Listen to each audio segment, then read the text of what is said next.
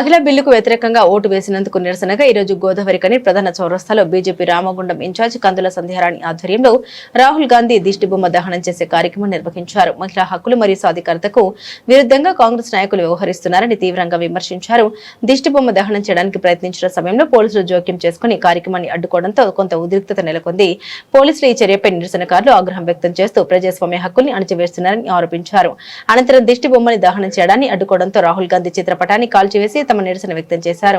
ఈ కార్యక్రమంలో state executive member Balmuri వనిత, senior నాయకులు సులవ లక్ష్మీ నరసయ్య, పద్మ, చిలిక భారతి మరియు మండల అధ్యక్షులు గుండబోయిన భూమయ్య, మెరుగు నరేష్ గౌడ్, బోడకుంటి సుభాష్, ఊరగొండ అపర్ణ, వెల్దుర్తి సరిత, రాజయ్య, అంది రాజ్ కుమార్, చారి, అంకరి భారత్, జనగామ శివరాం, సునీల్, ఇరుగురాల శివకుమార్, బియాల మహేందర్, మాడ ప్రభాకర్ రెడ్డి, జక్కన భాలు, జక్కుల ప్రవీణ్, పద్మ, శీలారపు కళ్యాణ్, ఏరుకొండ తిరుపతి, బండారు శ్యామ్ పటేల్, బొంగ మహేష్, మాదరబోయిన రాకేష్, సంపూర్ణ రజిత, మంగళహరి, లక్ష్మి, రాజవ, సరోజ, రాజేశ్వరి, సుప్రియ, సుస్మిత, ఈశ్వరి, సుమలత తదితరులు ఉన్నారు.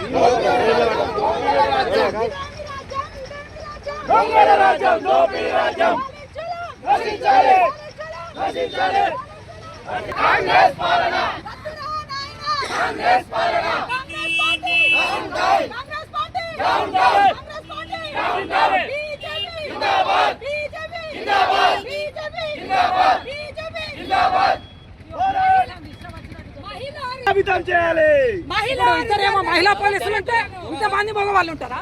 ఎట్లా పడితే అట్లా నెట్టేస్తారా? మీ ఇష్టం వచ్చినట్టు. మేము మనుషులం కాదా? అరే ఇష్టం వచ్చినట్టు దోషిస్తారు. ఇద్దరా మహిళా మగవాళ్ళు ఉంటారా?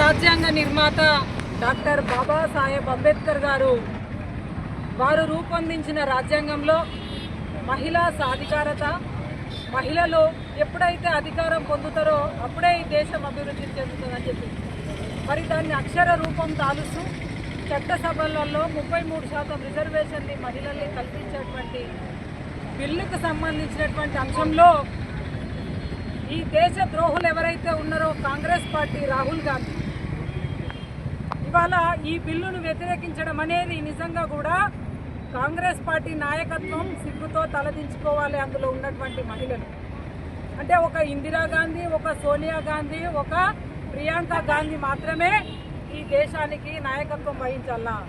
బడుగు బలహీన వర్గాల బిడ్డలు ఈ దేశంలో నాయకత్వం వహించడానికి వీల్లేదా? సమాధానం చెప్పాల్సినటువంటి అవసరం రాహుల్ గాంధీ పైన ఉన్నది వాళ్ళ.